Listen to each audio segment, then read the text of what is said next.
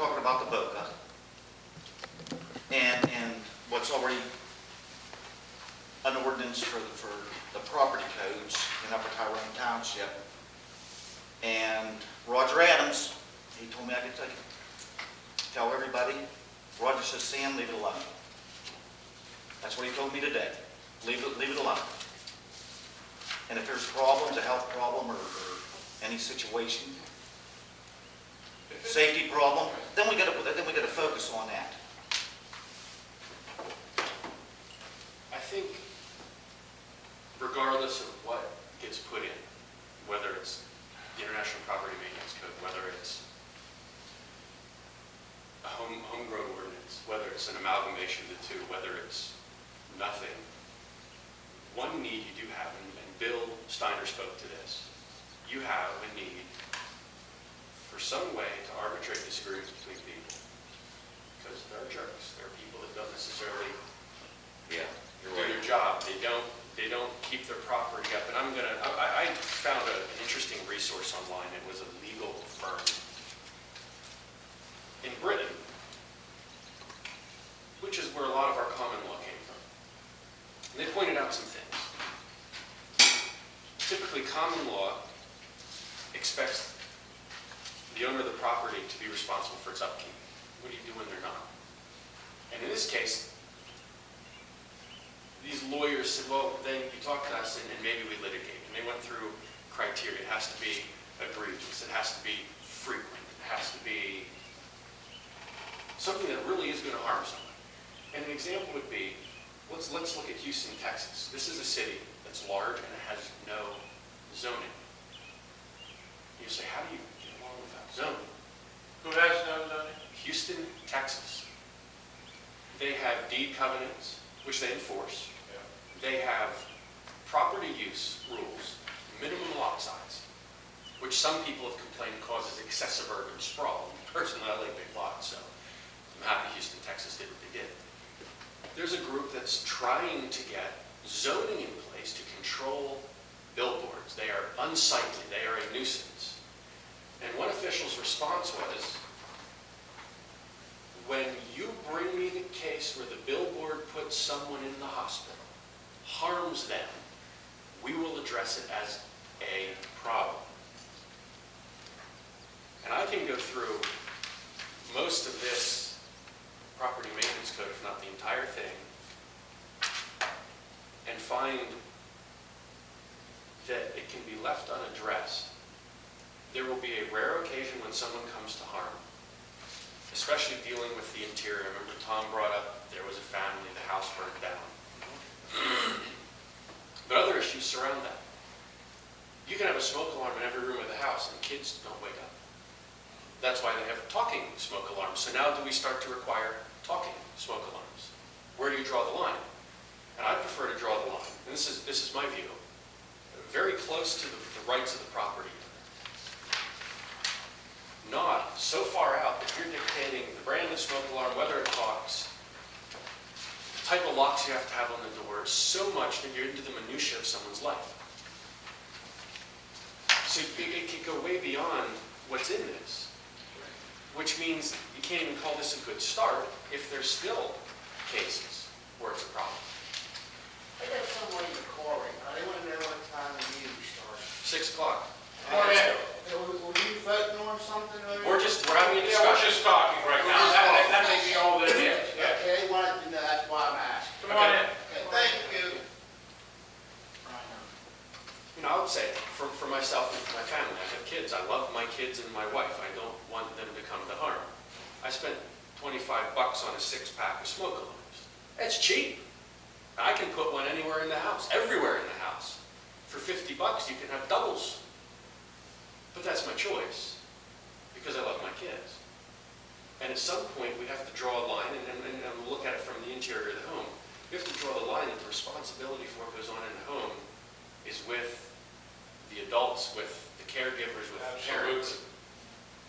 The more you do for them, the less they'll do. The less they're doing. We know what happened when we feed the deer.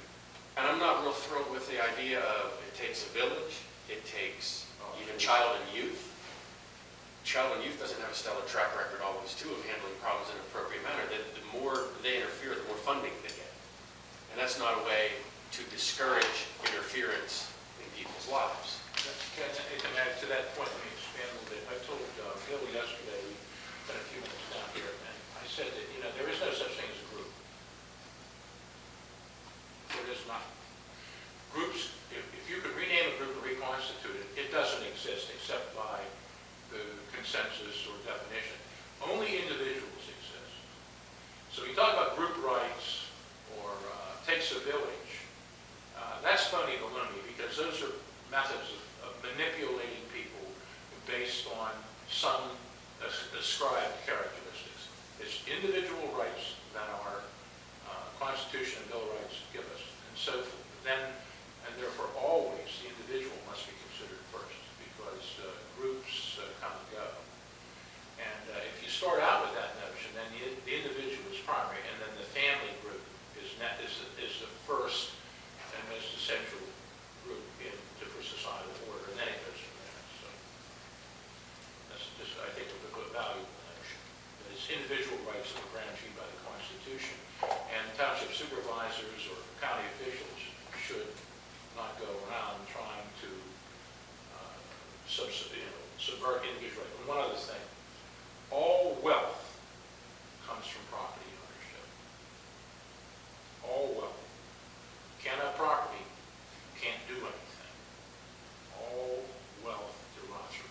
So when a group of people, whether it's any organization from here to the UN, starts to tamper and tell you how to use your property and how you must behave on it, your liberties are shaped away. And those two things, the individual, the integrity of the individual, and that wealth comes from the property. I object to property taxes for that reason. There's a lot of alternatives we can come up with. But property taxes stop you from really owning the property. You're always renting from the county or the state or the school district. That's BS in my opinion. And while some of it's necessary to convert property, it's decrepit by tax sales and stuff. There's something that's one of the most regressive things, because if I improve my property, my taxes go up. So, how much more regressive could you get? If you really want to see improvements in your property, don't make the property taxes go up, or don't stop this assessment process. Nobody's going to do that because you got a solid base. That base is gone. We lost 1,600. I'm working with Catherine to fight on this stuff, the school board, the school taxes. Got some serious problems over there. I'll stick my nose in all this stuff. I've written a lot of stuff with them and so forth. But, property taxes are onerous, and people just think they have a right. I think sometimes in organizations they keep raising taxes. Some of the things that she's developed was that we lost 16,000 people from the South Point School District, and I'm sure that applies in this area because we're part of the South Point District. 16,000 people. There's been a loss of residents in Upper Tyrone. Yeah. There's been a stagnation and a decrease in wages. And the average income, individual income, has gone down to $19,000. Now that's The average family income is $34,000. is $34,000 here in this township, which makes some of what's in here very, very challenging to swallow because people are struggling financially. Now, I don't know if we're going to see in this township my desire to see nothing get put in place. We have a township right next to us, East Huntington. They don't have no ordinances and stuff, and zoning. Well, Better stuff. they don't have zoning. They do have zoning. They do? They do. It's done by the county. Do they have a property tax code? I don't know that. I don't know anything about that. Let's see a quick question. How do other organizations? Okay, well, I can address this. I looked at what they have now. Okay. East Huntington has a junkyard ordinance and mandatory garbage, I believe. Yeah, I know they play. Okay. Insofar as how people conduct their property, that's the two items that they have posted, and their documents go back a ways on their website. Now, if there's stuff they don't have up there, I couldn't see it. But they have a junkyard ordinance and mandatory trash collection. The junkyard ordinance covers quite a bit of garbage, refuse, accumulations of junk, appliances, cars. So that's what he's. I think that's important. I personally think that's important. If I could just interject, I'm sorry, bear with me. Just to be careful, the current trend that I see, and I see it from, because I sit here as, both as a resident, but also as a, code enforcement officer, and I see the current trend in government is to have ordinances come down from the county, the state, or the federal government that are, for lack of a better phrase, unfunded mandates. That's right. Where they tell you what you have to do. And if you don't have something in place, that gives them the authority to be able to go through and do that. Examples I'm going to use, zoning. Right now, we don't have a zoning ordinance in Upper Tyrone Township. Our zoning is done by the county. My argument, my thought has always been is that we should have something here for us, administered and run by us, so that we have the control over what's doing there. Because what's happening in here, and we've got this Act 13 out there, I don't know if people have heard about this, Marcellus Shale things, your neighbor can go through and put a wellhead 300 feet from your front door. And you have no authority, control, or say about it because it's the county zoning. And the county's already said, hey, we're going to allow it. Yeah, I'm against that because our area around here has nothing. Now they're finally getting the Marcellus Shale here, and with all the regulations and everything, it's going to drive the work right out. You can see it happening right now. That's a distinct possibility. But my point is, and my thought on this has always been, and what I think as a person, an individual here, is that if we don't have something in control ourselves, if we don't have something in place ourselves, somebody else is going to tell us what to do. And that's what I'm afraid of. That's what I'm concerned about, is that I don't want somebody telling us what to do. I think we should come up with something that we as a township go through and say, this is how we're going to do it. So the state can't come through and say, hey, if you don't pass our floodplain ordinance, you can't have flood insurance anymore, which is coming down the pipes. That's coming. I want to touch on several points we've made so far and go right into that. When you talk about how we evolved from common law, the old English law, into our property rights now, and then you said whenever someone goes to the hospital, that's where we sort of draw the line as to what we can do with our property. Well, that was in reference to Yeah. billboards, something assigned. Yeah, but the smoke alarms and things like that. But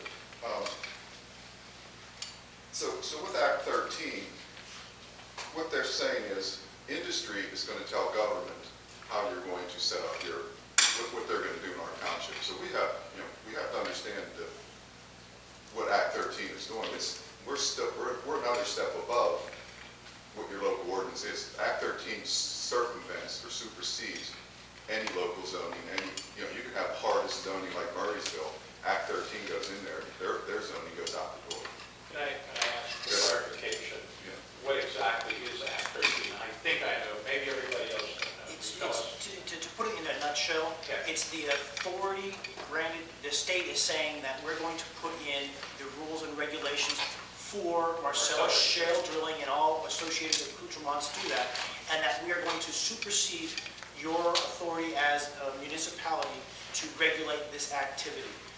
And we're going to set in place what we deem as necessary. It's in a direct conflict to the MPC, which is the Municipal Planning Code, which is what gives the supervisors their authority to create zoning, to create property maintenance codes, to be able to regulate on a local level what we're doing. It's taking away all that authority. For me, that's the big issue. They're taking away all of our authority to be able to regulate and do anything. They're saying, hey, look, we're going to come through and supersede whatever's going on here. And the biggest offense we can have is to have something in place ourselves to say, hey, look, you're not going to do it. We've already got it. And there is currently a challenge to Act 13, some lawsuits out there. How it's going to turn out, I don't know. It's not going to turn out well. I mean, it's a foregone conclusion. Well, Act 13 is, the they just had industry is going to win. They just had your hearing on the 4th. Did you know? Yeah, but where they're arguing is in hundreds of feet. Act 13 is... Oh, it's already done, that's Pennsylvania? Well, yeah, I've followed this for years now.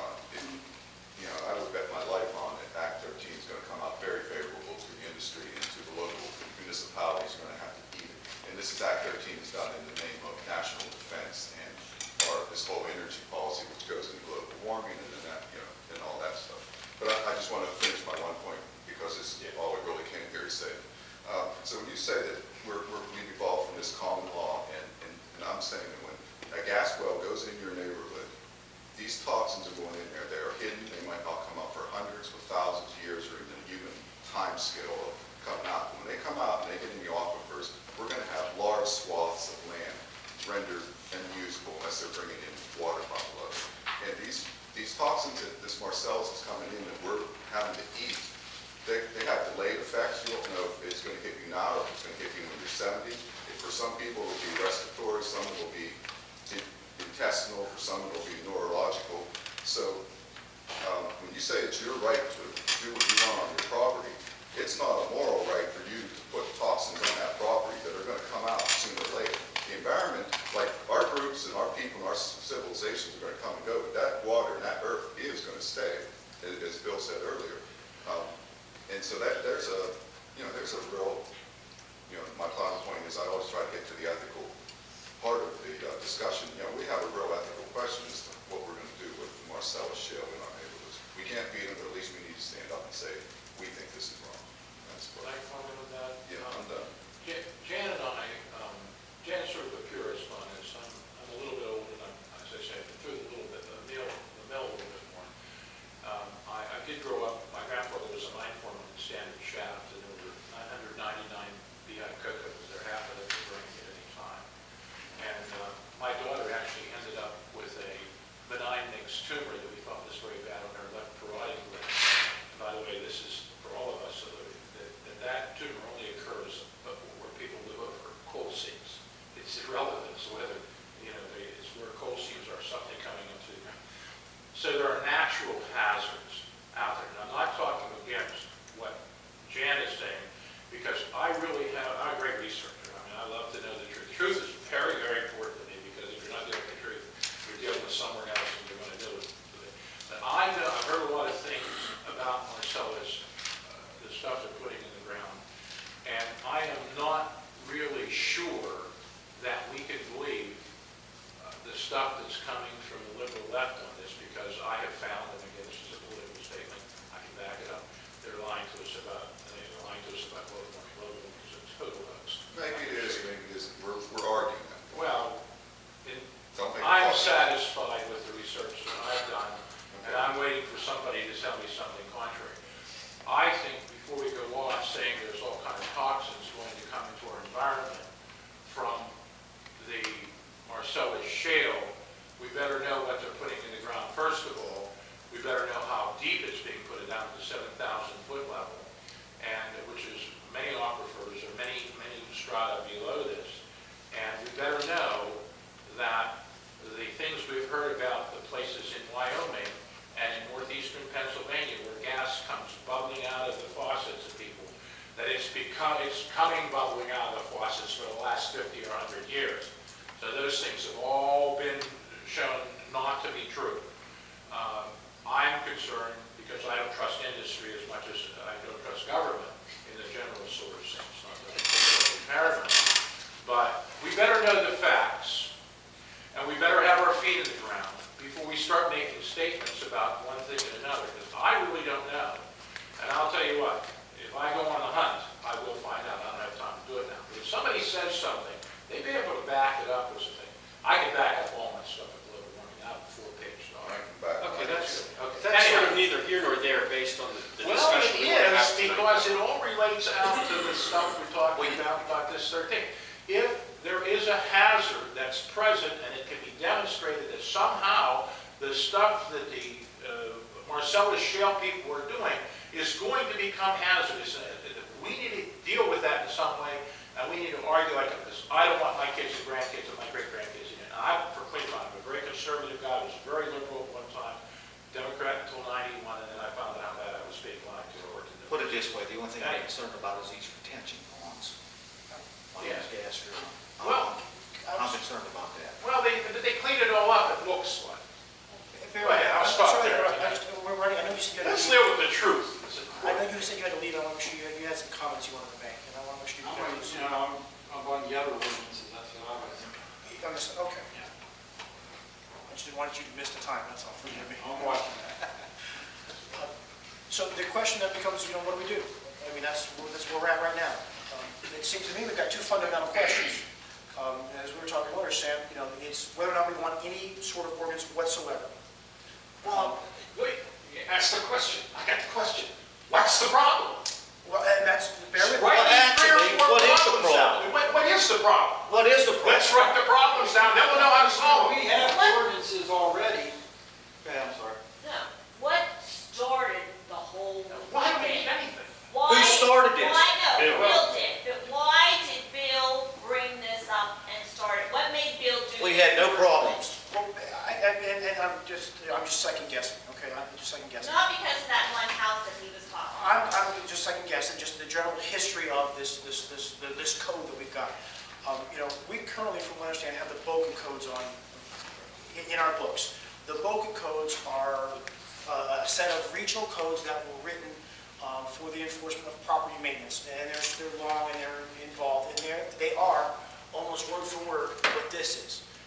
These folks, this International Property Maintenance Code folks, this International Code Council, got together, all these regional code guys, they got together and they formed one company and they called it their International Code Council, and they started writing these codes together. So the BOCA code that we have on our books right now is basically this, only 10 years earlier.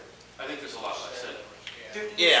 There's some differences to it, and I grant you, there are some differences. This is quote-unquote the updated version. My gut This reaction is why we started doing this, is because this is the updated version. Someone said, hey, look, we need to update your ordinances. But why, first, Do we need to? why do we need to update the ordinances?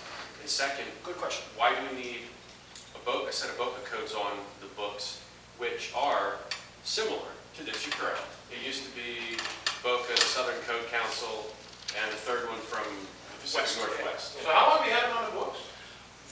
BOCA codes were originally written like 1993. Yes. I don't know when we The last time they were Why published do you need was anything else 1997. then? You're the code, are you Roger Adam? No. No. I called Roger. I talked to Roger My name is today. Tom Curry. I live in Upper Tyrone Township, but I also do code enforcement in the city of Connellsville. You're not like state cop, are you? No. Okay, yeah, that's Jim Curry, I'm sorry, okay. Okay, well, I was a member of the Landlords Association down there, so, okay, let's look at it, okay, and then who you are, okay. But the thing about it is whenever you had weeds or junk or stuff sitting around, the code guy came around to your house and knocked on the door. If it wasn't him, it was Sue Martin from the courthouse or from Fayette County. Yeah. They came and knocked on your door, and then if you didn't follow suit, then you... Buddy Iker, he came Yeah, down. everybody, of course, people tell on people. People get their neighbors in trouble. Well, see, what everybody's afraid about this, if you have a neighbor that don't like you, Well, you can get you in trouble. you adopt this. If you look what I wrote there, if you look what I I wrote. will. I'll read it when I If get you home. look what I'm saying, if a neighbor doesn't like you, they have to file a complaint, and then there's a citizen review board or somebody reviews it with the individual's best interest in mind, and then you simply go out and you say, look, this is the problem. It could be a, We went through the same problem right over here. My uncle, Shaw, it's been there since 1941. My grandpa started the business. all right? Official receipts and everything. Yeah. And the neighbors there, along with a couple other people, went to the county and come back, and my uncle had to spend thousands of dollars through the zoning thing. And the business has been there since 1941.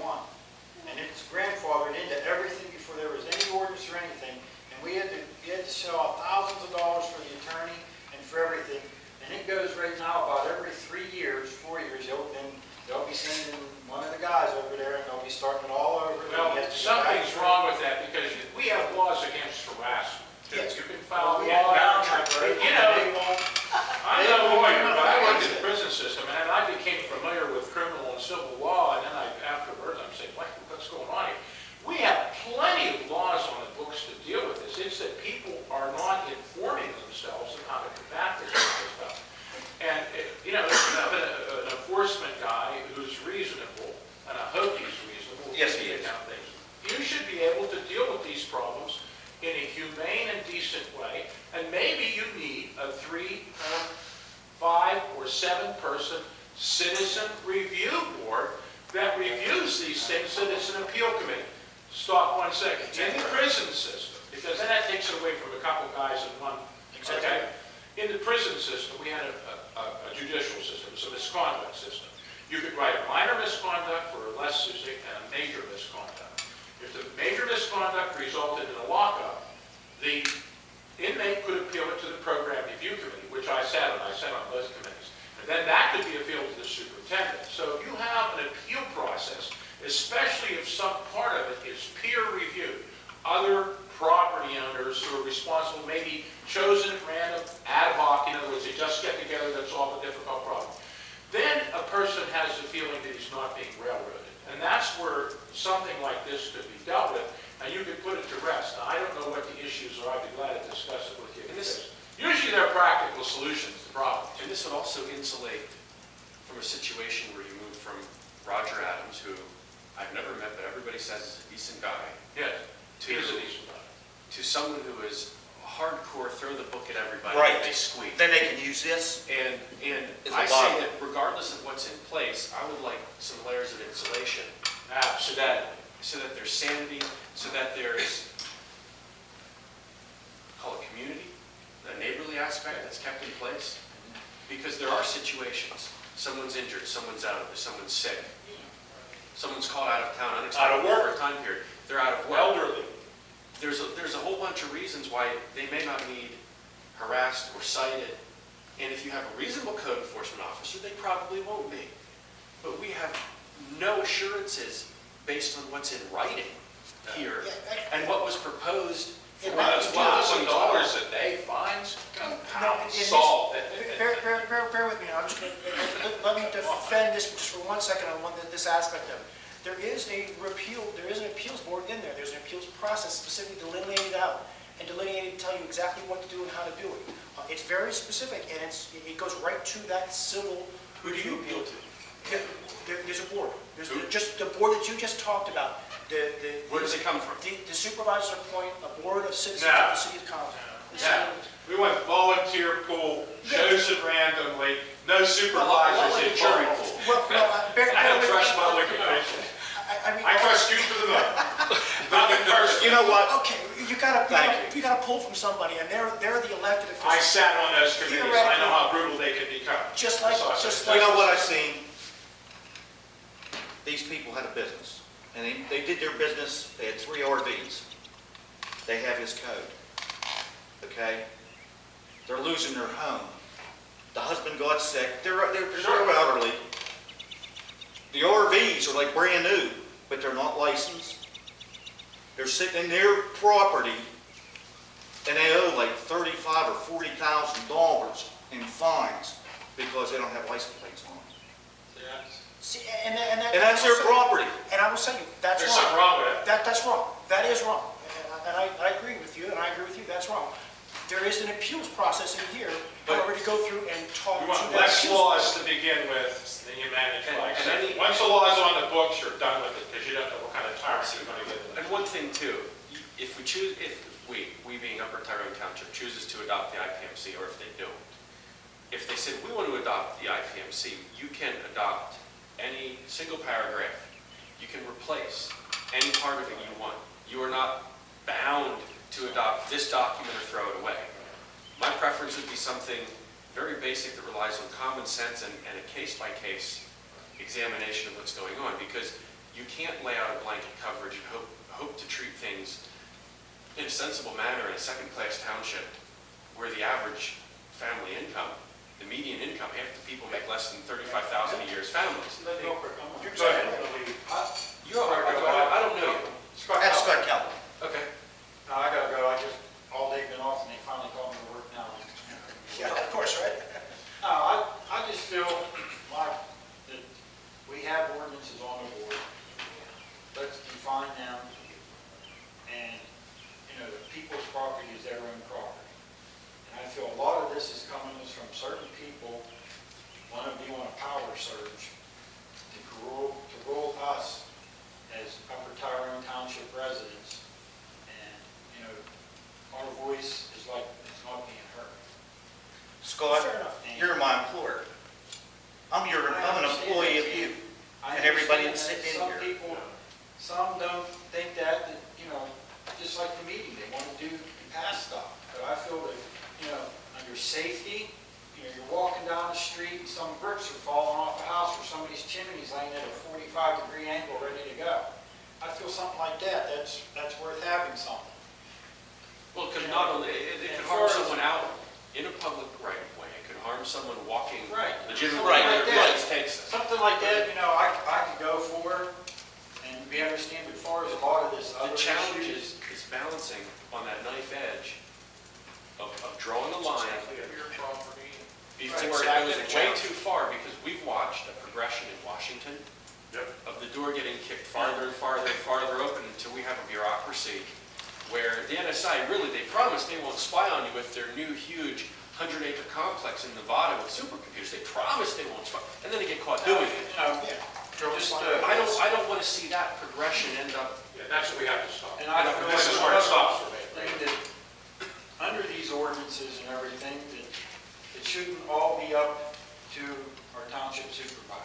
I like the idea, like you said, Or code enforcement or officers. code enforcement. If it comes down to, you're the And- code and not- enforcement officer, and you've got to go to Sammy's house and knock on the door if you see a problem, and then, why don't we have a few individuals from the township? Volunteers. Yeah, volunteers, no pay, no nothing. A pool. Maybe once a month, we have a meeting and do this And you stuff. address the issues. And, yes, and so if you have this problem of this neighbor here, he don't like Sammy. So he's gonna be calling up here all the time, hey, you know, we got this problem with this guy, you know, when something done, so here you are calling Roger Adams every other day. These people all over it. When we run into a problem like that, we have a small little board, you meet, and if there's problems brought up, it's brought up between the Yeah. inner thing of the volunteers Some of the oversight. township that has no political Right. insight of it. No axe to grind. anything. No We axe. have, you know. And not actually- an appointed group. Right. Well, I mean, bear with me, then how do we get that group? You just ask for volunteers, start a pool, pull them at random. How do you get a jury? Just like you do at a jury. Oversight jury. We don't appoint those. Well, but who, okay, fair enough, not a bad idea, but who's gonna volunteer?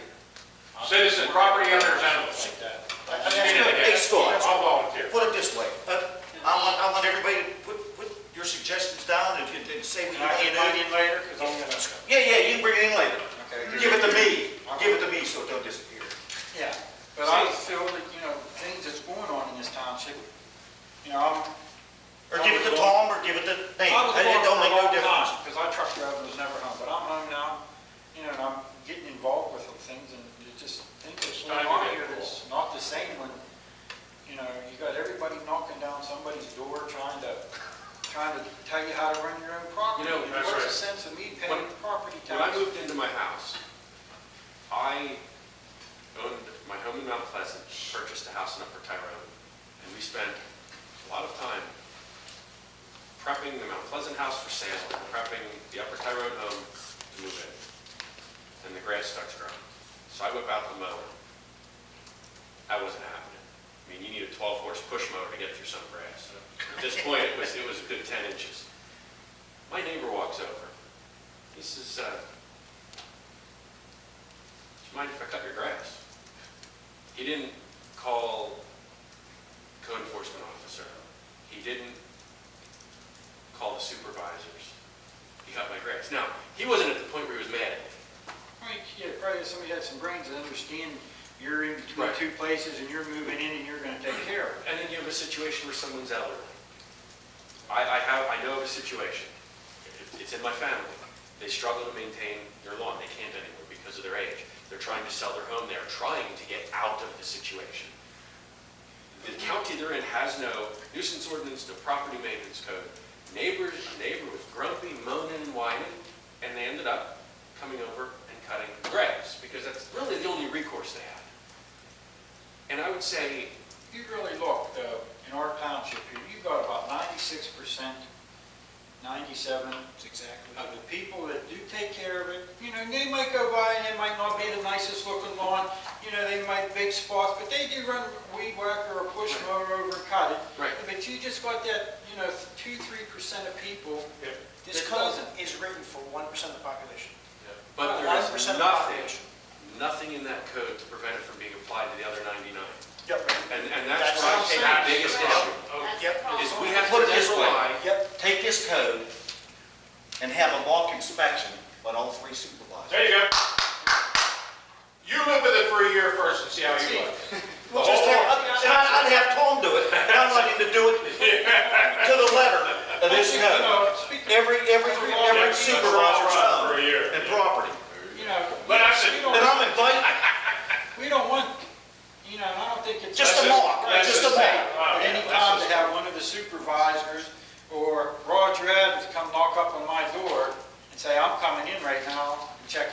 place out and do this and do You that. can't legally do that. According to that, No, he can't. That Well, No, he can't. There's Fourth Amendment, there's constitutional rights, he can't do that. What's written in here is He in can't walk some in. contradiction to the Constitution.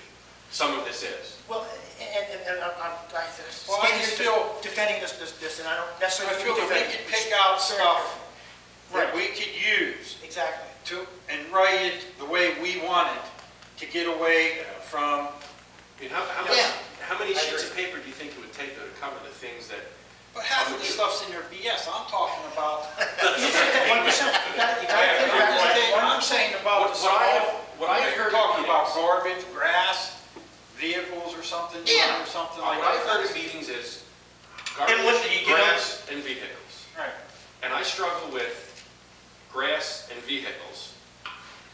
First, Fayette County says up to 2. I don't see a reason to overrule them on this. And we can choose to be more lenient. You know, but you However- gotta look at it too, how many of these people here that have garages that have 4 or 5 there that they actually take in their garage, it's their own little hobby where they're building their Right. vehicles and doing stuff Right. like I that. think this is Talking allowed about in the garage. I mean, this is allowed in the garage. The garage is no problem. But what about? Yeah, but I'm saying people it's that still have- outside Don't have a their garage, it garage. doesn't address. But Exactly. still, they're outside their Doesn't garage, that's their property, that's their thing, their hobby that they're doing. Right. But the rest of their place looks, grass is cut, weed whacked, and everything else is good, but they have 4 or 5 vehicles, but somebody say, oh, I don't like them old junkers. Hey, that's not up to them. That's Well, there's their some personal vehicles that's parked in businesses Well, Right. that might be here a month. There's one thing to understand, and I'm sorry, I'm interrupting. I know you guys. No, go ahead. This code, and a lot of your ordinances, a lot of your laws are written to be preventative. If this makes sense. They're trying to prevent a problem before it happens. We don't need those kinds of laws. But that's, bear with me, that's a valid question. Okay, thanks, Scott. See, Scott. If you have another meeting, not let me know. Okay. Doing anything, probably next one will be the council meeting. It'll be the Monday meeting. Township meets next Tuesday. Yeah, yeah, 5:30. Where's it, Monday? Tuesday. Tuesday. It was They just Monday. had it Monday because we had a state convention, Oh, and it was up Hershey. So it's back to Tuesday. It's back to Tuesday. Thank you. Yeah, and you know, this ordinance is intentionally written to be preventative in nature. There is a lawsuit out there, and I don't know exactly where it is, where they're challenging that fundamental notion of the laws themselves and saying, hey, look, is it constitutional to have an ordinance be preventative in nature? Example, grass. The biggest thing with grass is, hey, look, you can't have tall grass because if you have tall grass, you've got rats coming and living in there. Well, rats need food. Rats don't can't- just move in because you have tall grass. I They need food. understand that, but you're giving them a I place don't to, think that's true about grass. you're giving them a place for the harbor, but that's the philosophy, the thought behind that ordinance. So that's why they say, we'll come in and say, okay, your grass can only be 12 inches in height. So by saying, hey, look, your grass can't go 12 inches in height, they're saying that by keeping it lower, you're not going to have a place where these things that come in, they're being preventative in nature. Now, the lawsuit is challenging and say, hey, look, can you really do that? Do you have to wait till actually you see a rat coming out of the grass before you can set the guy for grass? Yes. That is, and that's the question I have for us, is how do we want to write our ordinance in the township? You know, do we want to have the focus of being preventative? If we want to try to be preventative and unfortunately legislate the 1%, I say we should go this direction. Because this is written, it's proven, it works. If our intent is not to go that direction, our intent is to do the other way around, hey, wait, let's wait until there is a problem before we do something, then yeah, let's look at writing our own ordinance and doing it that way. And I encourage us to go that route. Does that make sense? You can't prevent everything. The only way to do that would be to throw people in beds, give them feeding tubes, and pray that nothing fell on them out of space. You can't. That's exactly right. And you get to a point where, what's the next step out of this? We're already seeing thought crimes. People, Yeah, Minority they Report want to is coming. say something. Hate crimes. A pastor was just Minority convicted Report is of coming. preaching about spanking a child, and they call it child abuse. He hasn't touched a kid. When does this move into the point where, I'll bet you he's thinking and moving toward this, which is forbidden. You open the door with something this thick, Yes. this rule-bound, Yes. and it's a balance between personal freedom and what happens to other people. We have civil law and criminal law in the books that if I harm someone, I'm liable. Civilly and criminally. Civilly and criminally, depending. Well, if it's a criminal offense, you're both civilly and criminally liable. Depends on the definition of harm, but yes. Let me just make 3 points in Well, terms hold of on. And then the definition of harm starts to get interesting, because you have, I don't like the way something looks, it bothers me. You know, I don't like those new LED lights people hang up at Christmas because they flicker, and because white is blue. Well, so should I try to get a paragraph in here that if it flickers, we gotta make sure it doesn't flicker, because that could set off a seizure to somebody. Where do you draw this line? And I draw the line at,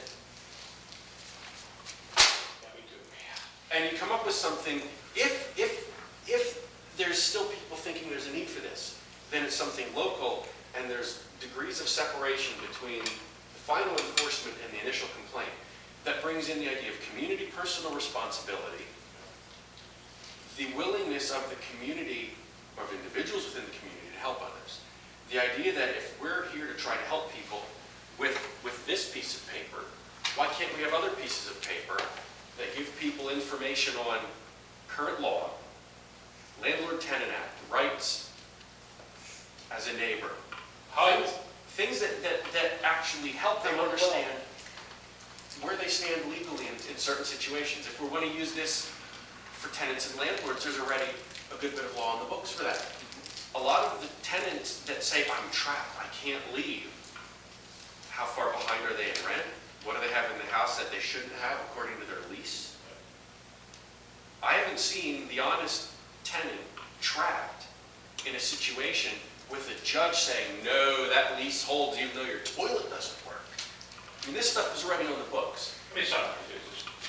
First of all, there's no emergency. And I heard an emergency earlier, and that set bells off for me, because when somebody says this has to be done, this has to be done, I know that there's an agenda operating, number one. Number two, or at least I suspect there's an agenda operating. We know that the IPMC is connected to Agenda 21, which is a horrible, horrible, prescriptive, liberty-robbing system that comes right out of the Communist Manifesto. Buy it, okay? That's true, I can show you that. I have a pamphlet if you wanted to read it. One of the tactics, Yeah, I think we'd like to see that. one of the tactics that they use to implement the Agenda 21 and Sustainable Development is they use these NGOs, and they're famous for them. You have non-government organizations that will come in and say to a municipal group like this that's struggling financially, hey, you adopt this, and we can get you money by the route of the IMF or whatever else. We'll get you a grant, and you can put your sewer system in, and so forth. They promise them things if they go along with the implementation. Right.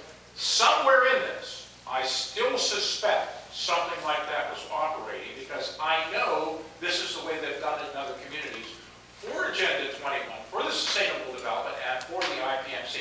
These are known tactics that are very, very under the radar, but the agenda is power and control and loss of liberty. Now, One more thing. You cannot write a rule for everything, and it always comes down to judgment, and that judgment is made by human beings. And that's why we have to spread the power out from you as the code enforcement officer, the supervisors, to a group of people who oversee it. It's like a police review board. When you have that in place, and you have representatives from the community who are chosen at random, not appointed by anybody, not on and no connection, and you rotate that, you have a better system all the time that's going to favor individual liberty, because the person sitting there reviewing it is going to look like whether it's going to happen to them or not. so I can't sit here and say there's an agenda within Upper Tyrone. No, I can't. I can't say that with confidence. I can't say that Upper Tyrone's been offered bait. But that's the way we do it. We know they have a history of implementing this, using that kind of thing. I mean, I can't say that, and I understand that Bill has been I'm not accusing more aggressively driving this. I can't even say that he has an outright ulterior motive, somebody he wants to get even with, an axe to grind and chop somebody's foot. I don't know that. I don't know that. Well, I spoke to him yesterday, and he's starting to see the light of how this all works together, and how micromanaging it is, and how liberty robbing it is. It takes from the individual, and it gives it to some unknown group somewhere else, or you people are like, that's we though as a society are so steeped in rules, in the the government. It's something that does come easily to people that have been elected. And one of the mandates, which is given to the supervisors by the second-class township code, is to look out for the health, safety, and general welfare of the populace. And that interpretation can lead to something like this, to a desire to take care of the people, which means intentions may not be bad. Intentions may not be wicked or power-hungry. It can be a desire to carry that mandate out in a way that the populace really would prefer they don't do. And that's sort of, I'm going to say, the other side of it. Anytime you're telling somebody else what to do, you're controlling them and their resources. And we want to do as little as that as possible and still maintain a reasonably healthy and sound society. And while still maintaining an avenue to handle the occasional, unique situation that comes along. The challenge is how to do that without either taking something like this and promising we won't enforce it heavily, and we are now dependent on the people in office, and then we become dependent on the people who follow them, who are employed afterwards, the code enforcement officer and the supervisors. And the three of you may never throw the book at anybody. You may be very sane, healthy, and Roger Adams retires. Well, that's just, Roger brought that up. Roger retires, he says. What if you get somebody so aggressive? Have you ever encountered Gene Ross in Mount Pleasant? He used to be the code enforcement officer. Any big no? I know Gene Ross. I don't know with him, him. and I don't want to make any statements that might cause me some sort of libelous or scandal lawsuit. Careful. I know, that's all right. Just let me tell you, Gene was very aggressive in the way he did things and had a reputation for it. Eventually, we relieved him of his duties. I believe that we had some other difficulties. But Gene, and that's a matter of public record, but I can just tell you that I encountered, so did my family members and many other people, a very aggressive code enforcement officer. And it isn't very pleasant. And that's what needs to be, if something's going to get legislated, there has to be a legislative buffer.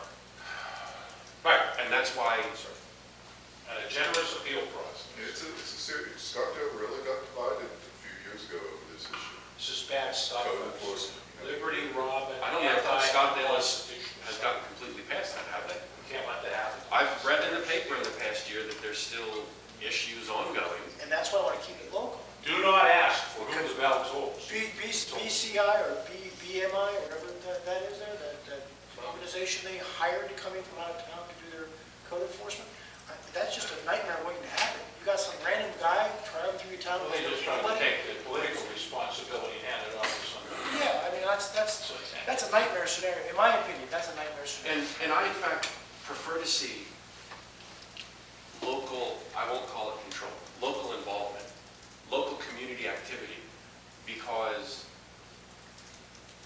we also are looking down the barrel of an economic gun, globally and nationally, that may be extremely challenging to this country economically. And when the federal government's checks stop coming or they bounce, the state government's checks stop coming or they bounce, you're left with whatever power structures in place locally, whatever economic structures in place locally. And something like this would go straight out the window. Yeah. You know what's sad? So why start? I mean, I understand a lot of people can't keep their homes painted but I have a lot of input on people come to me and say in the winter, I gotta heat or I gotta eat. Yep. If someone Because heats the they're window, financially, if someone heats the window, and this does not specify that they have to keep their house at a temperature. Right. When I thought that, I was in. no, as long as if you're a landlord. The system has to be capable of Right. maintaining down to a design temperature. But you know what? But there is the element of, do some people not have money to put gas in the mower? What do you do? Many Site times, I've had a couple units down here, many times people You know, would not pay the rent just to keep the heat on. And, let them slide. you know what? A lot of people, we have It's rentals. sick. We have rentals. And usually most of them were good. We had people destroy. Oh, We took them to Bruce King. This is a fact. We won every time. Yep. Because they did. They filed bankruptcy. We got nothing. We got zero. Plus, And we put thousands and thousands and thousands of dollars, amen. because we're not, you know, we take care of our properties. So to back up, our mandate here was to come up with a recommendation for you all, the supervisors, and what we wanted to do and what we're looking at. From what I'm understanding, what I'm hearing from everybody, then again, we seem to be coming back to the question, okay, we probably don't want to do that, we don't want to recommend the preventative route. We want to do something ourselves and come up with something ourselves. There's no need for preventative. It presumes too Okay, much. bear with me. We want to be very, very careful with that. And the reason why I want to stress this is that we can go that route, and that's fine, and that's great. And actually, in all honesty, it's probably the better way to go.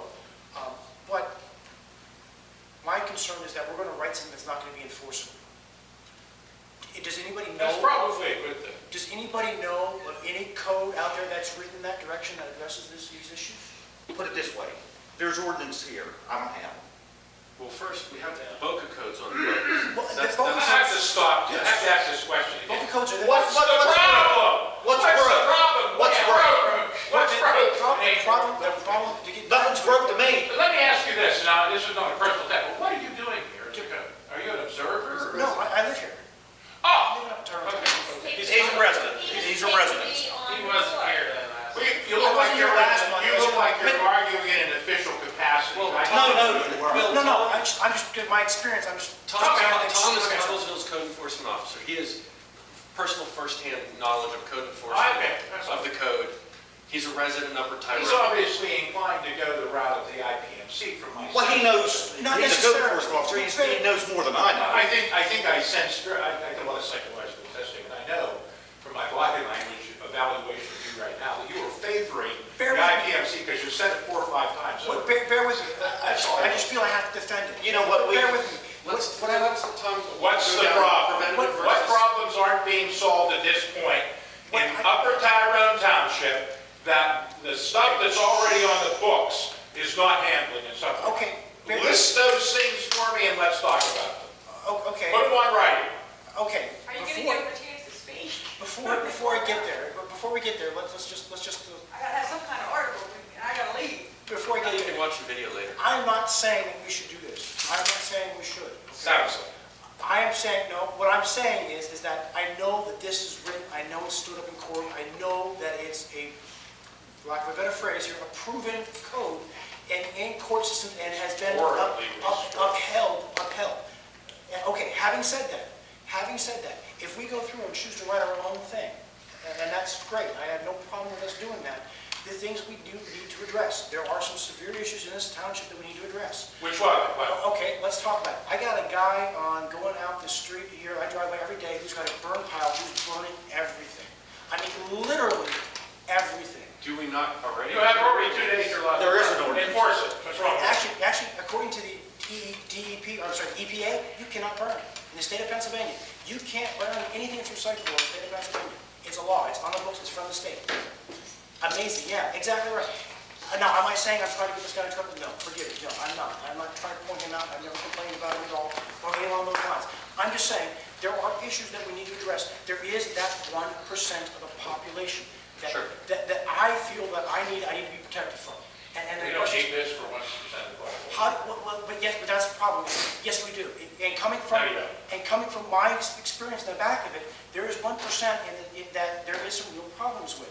That they don't do anything, they refuse to do anything, and they have caused situations where Are buildings you have saying fallen this down. guy down there burning and nobody's complained about it as an issue?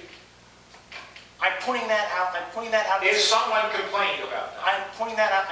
Is someone complaining about the burning? How do I know? Other than you? How do I know? Has the township received a complaint about it? I don't know. People don't know how. I'm asking him. Fair enough. I never see nothing. No problem.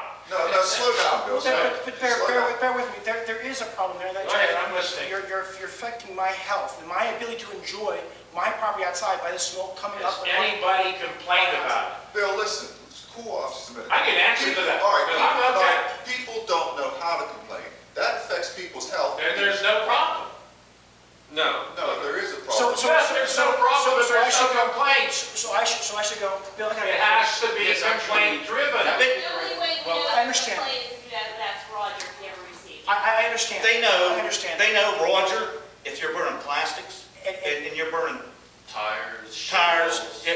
yeah. In my perspective, in my feeling here is that as the neighbor of this gentleman, it's not a big enough concern for me to complain, because I'm not sitting right on top of it. Are you a neighbor of them?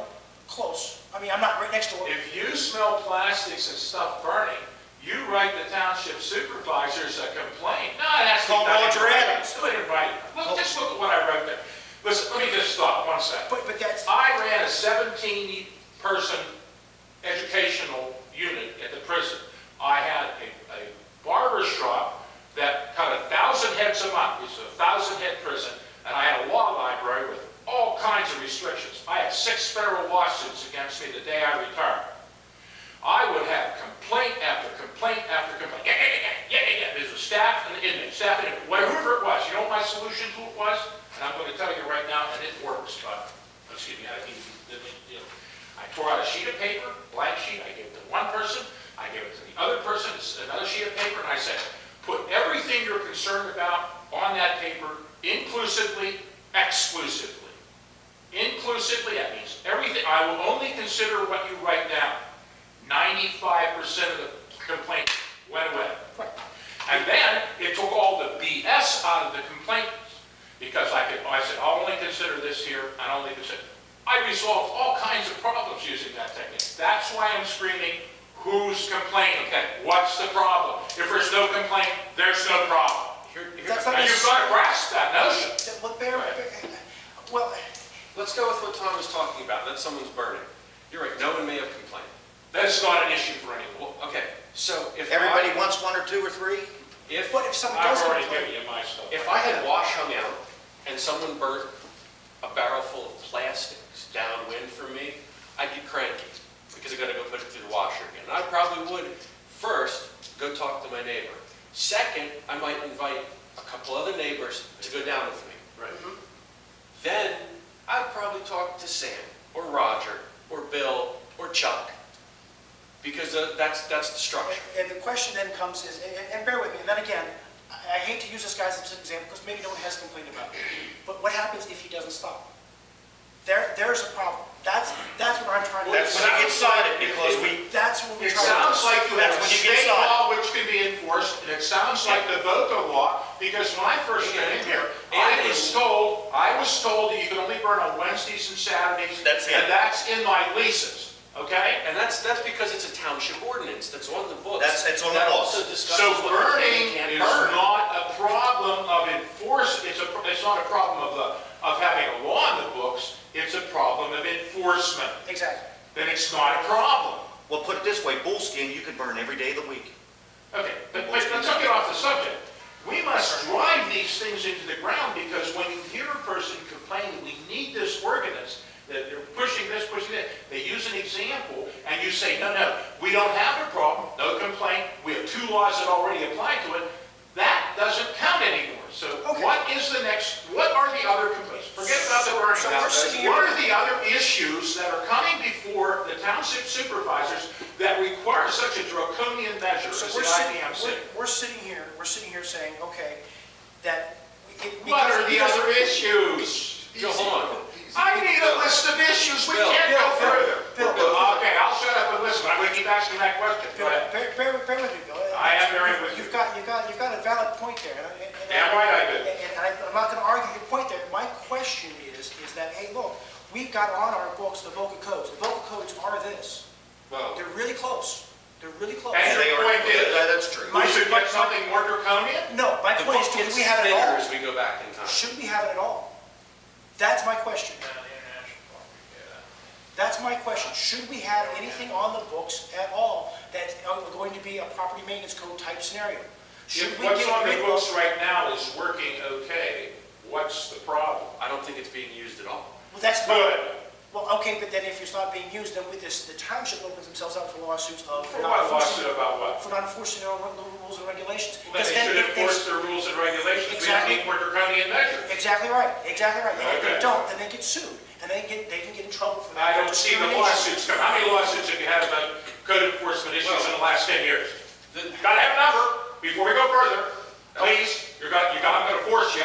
Okay. How many lawsuits have you had against the township in the last 10 years Okay. about any code enforcement? I'm the issue? oldest supervisor. Just let him talk for a second, will you? Never had. None, okay, no problem. You have a complaint, you have your complaints once a week. Excuse me for getting loud, but I'm becoming impatient, because I think there's been a bit of a game run on us here, and I don't want to hear any more about this thing about this or that, because it isn't an issue. We're not having problems. We don't need this. We really don't need the BOCA, but it's in Let's get place. rid of the BOCA.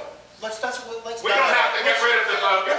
What we have The right BOCA's now a is state working law. just fine. There's no lawsuits, no complaints, and the rest of it's bullshit. So what's the, Because I'm smelling a game here, my friend. You got an agenda. I don't. No, bear with me, Bill. It smells like it to me. I don't have an agenda. No, no. I don't. I worked in a prison. I know the game. And I'm calling you on it. What's your agenda? What's it out on the I table? don't have my agenda.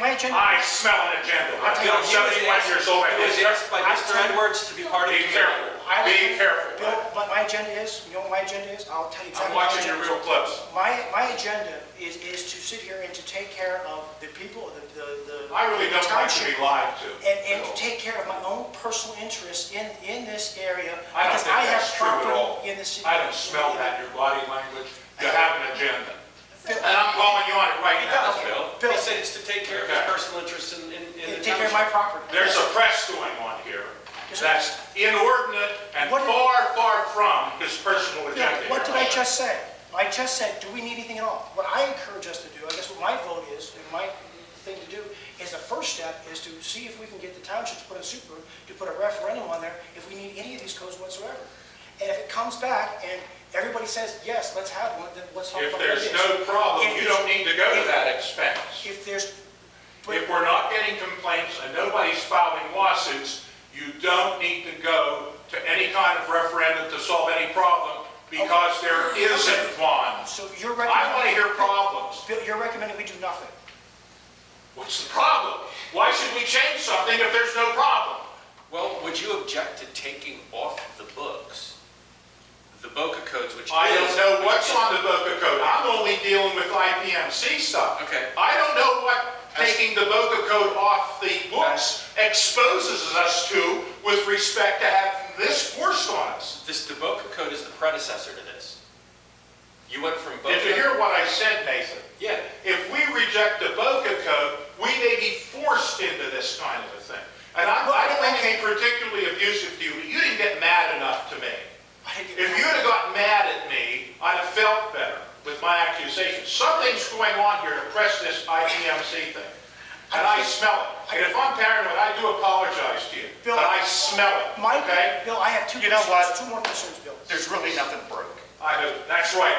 There's So let's- nothing broken. I have no idea Exactly. what I'm even sitting in here. Let's hear Tom's... Okay, then. But if there's a complaint, we can add that Always to can. the agenda. And We there's can add no it. emergency here. This was being, we gotta do it, we gotta do it, we gotta do it. When you're being pressed for an emergency, you have an agenda, my friend. I've been in this business too long. I've been lied to too often. And I don't know if this gentleman's lying to us or not. And I'm not accusing him of lying to us. But he's got an agenda. He's press. And I don't know what it is, but I don't like it. Well, I think what Tom was doing is what he was asked to do by Bill and Sam and Chuck, which was to come here in his capacity, with his knowledge, and give input to this. So, that's what we want. Well, I don't know what he's done in Quantico, but I know that's some bad shit going on in college. We've got some bad shit going on in Boston. You're absolutely right. Because I was a member of the Bad shit. Landlord Association down there for a long time. You're I've right. seen this all play out. And I'm sorry, I don't mean to be, I wanted to press you to see what was going on. Somebody's promising somebody to get this in. Well, maybe not. Look, that's their way they do it. I'm going to stop on this now. But I don't want to hear IPMC or BOCA or anything else. No problem, no lawsuits, no complaints, no problem. We don't need anything else. Okay, so the end scenario is this. We can't sit here all night and do this. The end scenario is Tuesday is the meeting, and you three have been selected to come up with some kind of an idea. So when it comes Tuesday, or whatever. Yeah, when it comes suggestion. Tuesday, and you three stooges are sitting up front at your chairs. And you're one of them too, Sam. And what are you going to do when Mr. Edwards says, "Well, I have a motion to pass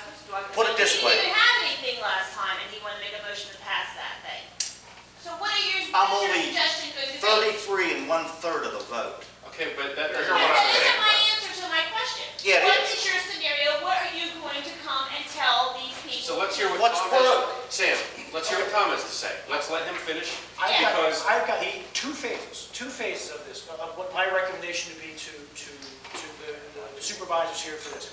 And my two thoughts are, one, do we need any code whatsoever? Can we address it through what we already have besides the bulk of stuff? And do we need any of this stuff whatsoever? And if so, let's put that in a referendum. The second thing is, and Bill, I'm gonna take this right out of your book, okay? And bear with me here, I'm gonna plagiarize you. It's not broke, don't fix it, enforce what we have.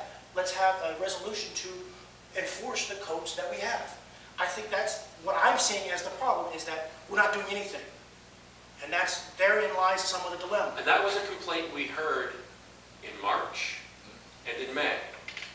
A trucked up bullshit flying down the pipe, that's what it was. But no, there was actual citizen complaint saying, can't you just enforce what you already have? Exactly. Well, that's where you need a code enforcement officer. And I'm to do it- happy with To that. do it politely. But if It you has have to be complaint-driven and citizen board reviewed, and you got it covered. You have a signed complaint about something, and actually, everything's covered, just about everything's covered. If there's I've got no houses complaint, tore down in our there's town. no Remember when he said about the trailers in Owensdale? Yeah. Don Moran said that Roger Adams paid him a visit. The guy was working 12-hour days down at the National Headquarters. And he said that he asked him about cleaning up, which he complied, and there was no problem. Well, that's, He said, I just been working 12-hour days. I know Dawn Moran. You know, I know Dawn. and he I grew told up with me, he him. said that Roger Adams was out there in that place that Bill was complaining about, did clean it up. Okay, What you need is a code enforcement officer to comply. Yeah, he didn't decide. With He just the- said, hey, I need you to. What's set into, Yeah, What? and he did. You can advertise that you're gonna use a complaint system. Okay, let's And have the start. form of- there is a complaint system, you have to Let's start. sign your name. Yeah. Let's start with that, though. A woman was here, apparently she complains that the trailer down the hill from her has a lot of stuff, garbage. You clean it up. That's, Okay, and under what? Don't. But she has 2 broken legs and can't do it. Yeah, And what she don't have she anybody does. to hire anybody. You refer No, to the not local the lady on ministerial. the hill, but You refer to the local ministerial. as a starting point. you know what, you could have so many. What This if, should go round what and ifs? round and round. what ifs? What if? And these are this is what's going to be mentioned, I think, would be there's certain scenarios, and how do we address them? What mechanism can this township use to address specific scenarios that are currently in front of the township that I have heard from citizens exist, that I believe have been brought to some degree here into the building? What mechanism do we use to address those? To what level does the township address those? There's a question. If you have 2 neighbors that are ready to shoot each other, and the state cops are showing up, at what level and how does Upper Tyrone address it? You don't address it at all, it's a legal matter. It's not. If it's over garbage in the yard? Well, I think, and I'm just gonna throw That'd this be a out civil here. suit. let me, Do we know what's in the vote code right let me now? ask the question here, and I'm sorry, I didn't know what you're going. That's right. What other ordinances do, and this is my ignorance, and for that I do apologize. What other ordinance do we have? Do we already have a grass ordinance? Do we already have a? I think everything's here. Do we already have that stuff? Absolutely, it's there. Then- do we? then- Yes. Because there's 2 ordinances online that I've seen, Then why do we need BOCA at all? and I would like to know then, Sam, how do we know? How can we find out? Why don't you get the ordinance for? Roger, that was a okay, PDF Roger file. Adams would have been here, but he went to work at 6 o'clock. Can we ask? Roger went through all the ordinance. Or Bill or Lori and say, I would like to know what there is and if Well, it's. put it this way, whatever, Why don't you have a copy of all the ordinances before we even came to this meeting? That's right. So you would know what you Well, have put in it this place and way. what you don't have in place. I get people stealing my paperwork. Well, that's not an excuse. Actually, I think, We need to get copies of the ordinance, and maybe you could put it up on your website, at least give me a copy. well, there's a township website, it's run off WordPress Yeah. too. It'll take the same 10 minutes it would take me to post what there is if Well, it's, we need to if get it's an those electronic ordinances form. up. So people can look at. you need to have the ordinances given to you Tuesday. You should go and ask for the ordinances and then, I'd like to meet again with the additional information. I mean, I think that would pay dividends. I do apologize for my outbursts, but But Roger went through all the, Roger told me today. there's something going on here, and I don't want to And cast any also- aspersions to Tom particularly. I don't know Tom, he seems like a decent guy. Roger said leave it the way it is. Also, But yes, That's exactly what Roger told me today. I think you have the answer. Problems and solutions are obvious. Thank you. Have a good evening. Also, if you do I have will be complaints, back. they do have complaints. And I never give up. Give you a copy of all the complaints, so you can see what everybody's complaining Yeah. about, but leave the names off, so it can be, I don't see, I don't even see the bills here. just straight shut up, Well- Sam. Just for the idea, so you know what all these complaints are. But leave the names off to be discreet, so you have an idea what's going on. Okay, so we're going to come to Tuesday's meeting, and Bill is going to want to know, and Chuck seemed very interested to know, or to wait to see where we ended up. So we're going to come to Tuesday's meeting, and what are you going to be able to attend? I'm doing my best to be here. Okay. I couldn't because last one was switched, but What do we want to then present, Sam, to Bill, Chuck, and you? You're here, you know. What is it that we as the committee assigned to look at this and make a recommendation comes back with? What, Number one, here's what Tom has said. Do we need a code whatsoever, including even the BOCA codes? Should we just enforce what we have, which brings yeah, across point number three, what do we have? And I mean beyond the two ordinances, obviously there's a third ordinance somewhere that adopted the BOCA codes, because it's the only way you adopt the codes is by ordinance. The ordinance says we adopt the BOCA codes as our own. So there's at least three ordinances, two of which are on the website, one of which isn't. So we need then to know, to some degree, well, preferably in its entirety, what ordinances are on the books. Now, whether that means somebody puts in an open records request, or Bill, Chuck, Sam, and Lori say, and Roger, he's, I believe, getting paid as our code enforcement officer? Yes. Is he getting He paid? gets Yeah. $300 a month. Okay, that would be beneficial. Maybe his input to this would help us, because I would really like to sit down and talk. to him. I wanted to have him here tonight. And to know what's on the books. Do we need the IPMC? And let's go down this route. Say Bill says, I still really want to adopt the IPMC, and Chuck says, I do too, but let's put in the citizen review board. Let's put in a layer of insulation so that down the road, Bill kicks the bucket, Chuck retires, Sam retires, Roger gets hit by a bus, Gene Roski takes over. Can we have And one, his best friend- Hitler and 2 words? Mussolini. I just want somebody to say 2 words. What's broke? Well, all right. And I think if we ask, we will get some specifics. So, I am really low with the rest You could have got water out of the cooler. of them. That's expensive. I'm an environmentalist. so there's always something that can be tabled, can be brought out. I remember Bill We can mentioned. tell, we can figure it out. I remember Bill mentioned a woman was living in a house and finally the house collapsed. There's extremes. There's always extremes. And the question though that I would put forward is it the township's responsibility and business to force her to leave a house she does not want to leave? Unless the structure would inflict on a neighbor, you know what I mean? Would cause neighbor problems or damage or, I mean, some houses are so close. I mean, they don't make us go to driving school and get recertified yearly and get inspected, and if somebody complains, the cop doesn't come by and cite me. I have to get caught doing something stupid in a car. I have to be drunk, not at the bar with keys in my pocket. And I would look at this and say, this is kind of similar. This is saying there is an intent to do something bad. Let's stop it before it happens. Whereas, when something happens, you're liable criminally, civilly, maybe both. And it's a fact of life. Bad things happen to people. I think we should take every measure to solve that. If you want to go back to some of the most fundamental writing on this, oddly enough, in the scripture, it talks about personal responsibility.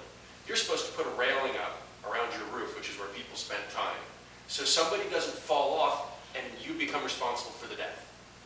But they didn't have anyone going around making sure the railing was up. If someone got injured, you were held responsible, and their penalties were kind of severe. You got stoned. If your ox gored someone, you had no idea this beast was going to do it, and had never shown anything but a tender bone in its body. You kill the ox, nobody gets the meat, it doesn't get butchered, it's dead and buried. If you knew it, you got killed with the ox. It was about personal responsibility, and the consequences were severe. Now maybe we've ended up also at this point because we have a society that does not enforce consequences the way it could or should. We have people, and it's a small percentage of them who have been taught, they don't have to lift a finger, the government will take care of it. We will feed you, clothe you, house you, so don't even bother cutting your grass or cleaning up your garbage. Maybe that's how we've ended up here. But it's the same slippery slope then we go down with something preventative where we continue to further this idea of a lack of personal responsibility by coming out with a very severe set of rules, removing community involvement and people being neighborly, even people following, let's call it a common sense route to approach a problem. Hey, Bob, listen, my washer's out and you're burning your crap and it's not burning it. Do you mind not doing it? Because then I got to run it through my washer. He says, go away. Maybe you bring back a couple people and address it. I think there's other ways to address any problems that exist than a code. A citizen review board may be the best option regardless. Is it a legitimate problem? Is it a nuisance by the person who's complaining? What constitutes a nuisance? Because there's nuisances everywhere. I'm annoyed by all kinds of stuff, if I want to be. And you get to the point where people have gotten nailed for having a tree in their backyard that was determined to be a noxious weed. Siding under a property maintenance code that wasn't up to snuff for the community. And this isn't like there's a covenant on the deed that they're trying to enforce. This was whoever's else, code enforcement officer and authority in the municipality. I don't really want to go there in Upper Tyrone. I don't want to get to the point where this talks about piles of wood and people that burn piles of wood in the winter to heat their house and they don't stack it start to get busted because a neighbor complains. I don't want to go down that path because that's where we could end up. There are homes that haven't been painted because people are working 2 jobs and don't have the money and they don't have the time. Is it good for their house? No. Is the house eventually going to rot out from under? Maybe. Maybe they're doing the best they can do. And maybe the next thing they could use is neighbor to go, geez, I got the time, you got the paint, maybe I'll help you out. Instead of, hey, listen, you got to take care of this. The next step is a citation where you go before the judge. There might be a few people that wouldn't mind going to jail and getting 3 square a day and a warm bed and cable TV. I don't know. I don't want to go down that path in this township. I like the suggestions we have on the table, which are, do we need anything? Do we need a resolution to enforce? And to answer any of these questions, what do we have? What do we have on the books? Why do we need to update if we already have BOCA? Is there something that's so lacking in the BOCA codes that it's forcing us to move to the 2012? You mentioned lawsuits for lack of enforcement. Yeah, you can get discrimination lawsuits. Yeah. For never enforcing anything. No, for spot enforcing, for going through it just because I haven't enforced it for 10 years, now I'm going through, I'm going to get him, and I'm going to go over here and get him. You got to, it's a potential. But I read about this and they said it's actually something that the judges usually say. It's the cops, they don't catch every speeder, they catch 1 out of 50. It is selective enforcement. Sometimes it's used to make a point, sometimes it's used to catch the most egregious cases. It exists, and it's unfortunately something that has become accepted. So I think there's not a high risk of a lawsuit for enforcement, unless it becomes, this guy caused a problem and now he's getting enforced against. Now you have a problem. Yes. Hey, I rattled a lot of sabers over the last 3 months. Am I going to be selectively enforced? I don't think I will be. I don't. That's where you end up with the problem. I think they call it barratry. There's harassment. Exactly. Okay. So you do have those issues, but when we meet again in a week, we'd like to know what's on the books. and really have a hard time moving forward from there. Right. Would it benefit us to have Mr. Edwards and Mr. Cook talk to us? Even if you want to go have a beer with one of them. No, I want to go have a beer with one of them. I don't want to. And say, talk to me. Where are you coming from? Why do we need this? Yeah, really. I I don't And what's understand. the perspective? Because I have a hard time pointing at one person or another person and deciding outright with a certainty. And I'm going to approach this from, say, a biblical background. To accuse someone without actually talking to them. Well, And I shouldn't do that, so I'm not going to. personally, I don't know how many months ago this started. I March. can't remember anymore. March meeting. First of all, if he was asked why, and he dances around the question. Why all of a sudden did he start talking about this? Nobody else did around here. Well, a What year brought ago, it up? What brought it up? a year ago, there was an effort to get the nuisance ordinance in. Or who came to see him, or who came to talk to him about this? And maybe there are things that we don't know about I don't know. because But he's Chuck giving has a answers. job, Bill is able to be here all day, and maybe Bill does receive information that I don't have. Well, he sits in there When when you pay your Lori's taxes, collecting when you pay taxes. your taxes, which I don't like. He does his campaigning I went in there, I when wait for a Lori's lady doing to her taxes. leave out here. She's paying her taxes. And I walked in there because she left to pay my taxes. Well, of course, he walked out when he saw me. But he stayed in there the whole time that Laurie Hanchard talked to that taxpayer. And I said, Laurie, that's just not right for him to be there when someone's paying taxes to you. That's your job. And he's sitting here listening to every conversation piece that you two are talking about. She has set hours that are posted. He can work out here, he can work around them. But he sits there and listens to every single thing that went on. And then I just don't think that's right. He doesn't work, does he? He writes a lot. He He takes a told lot of me, notes. he takes told a lot of me, he said he don't work. He gets 4 paychecks here. He said he shows up, and he don't That's work. neither here or It there. doesn't matter. No, that's The bullshit. thing about this, that bothers me about the taxpayer. Okay. It's not his business. You two gentlemen back in the back, I don't know you and forgive me. Did you guys have anything to say? I want to make sure you get a chance, you're here, which I give more credit than a lot of people. No, he's just listening, that's like, we said that he broke, that's what I wanted to bring up that point about the So, trailer for, yeah. that Bill had a problem with, and they. If the code, He said that he was out, and he said he straightened it out, but his thing was he was working all the overtime, and he had a family. And I talked to Tom after the March meeting, and Tom said the same thing, that even in his work, you approach the person, hey, listen, if you take care of this, because under our current code, it's considered a problem, and if you don't, eventually, because that's your job, whether or not you support the IPMC, whether or not you like it, whether or not you drink the Kool-Aid, that's irrelevant. It's currently your job and your responsibility. Cops may not like some of what they're told to do, soldiers may not like some of what they're told to do. And a lot of times people fix it because it is something they should take care of. But what I am always concerned about is the overzealous case, the case where it's not somebody who's reasonable.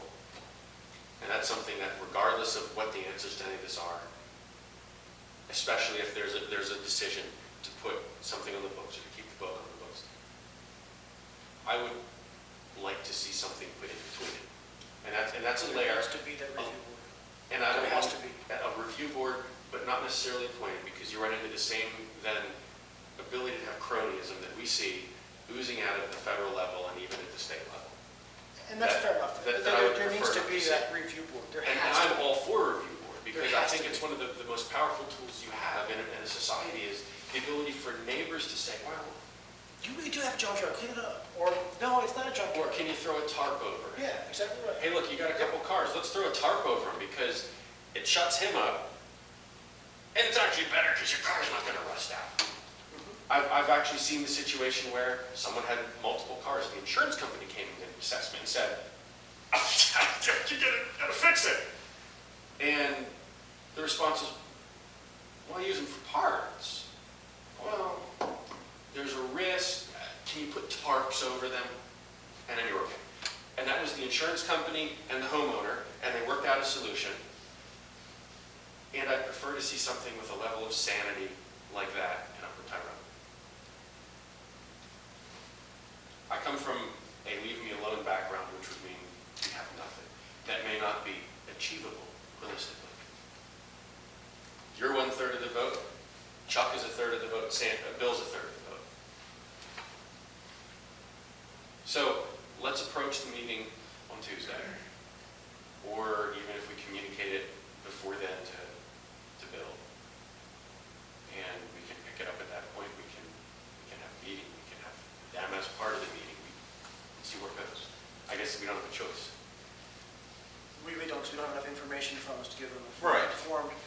Actually, we needed Roger, because Roger read everything. Mandate that he comes to the next meeting. I mean, he is employed by him.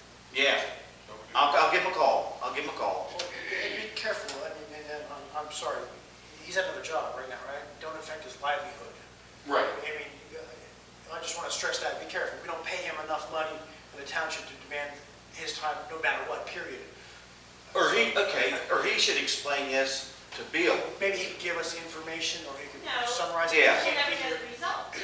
On the other Well, hand, that's true too, On the because other hand, as the committee pointed to this, if we meet again, it would be helpful, regardless of Roger, to know What we have. what's on the books. And I'll that's- call that's- Roger, and I'll say, Roger, But that's largely independent of Roger. That's a legitimate request. That's a request I'll say, I want all the from complaints, from Laurie and what the so problem, forth.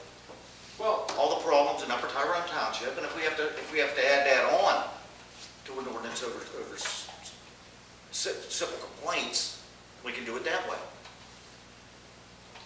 And it's just between us and the other two supervisors, and that's it. That's how further it goes. And if we have to add on to the ordinance, we'll just do that.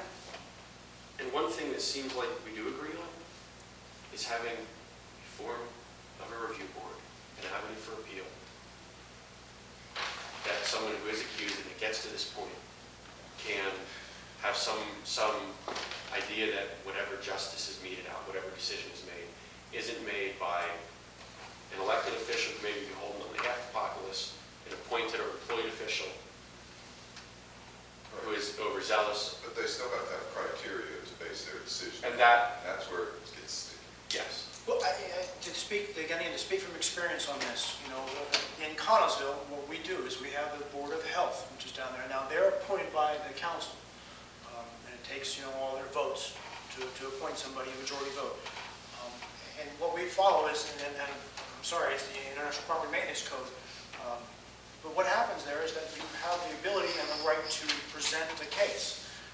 Yeah, I'm going to use some legal analogies here. It's just kind of like being in court. We've got the jury as the judge, as the panel, and then you've got the code officer who presents the city's, you know, code side, and you've got the other side of the case, which is the person who's sitting there who's got the complaint filed against them, and they have the right to talk, and they have the right to speak as much as they like, and to discuss the facts as much as they like, and then it becomes up to, not what's written in here, but what these folks, what the Board of Health, in that case, says. And there are situations that we've had in there where people have petitioned the Board of Health for grass, and I'll use that as a complaint, as grass.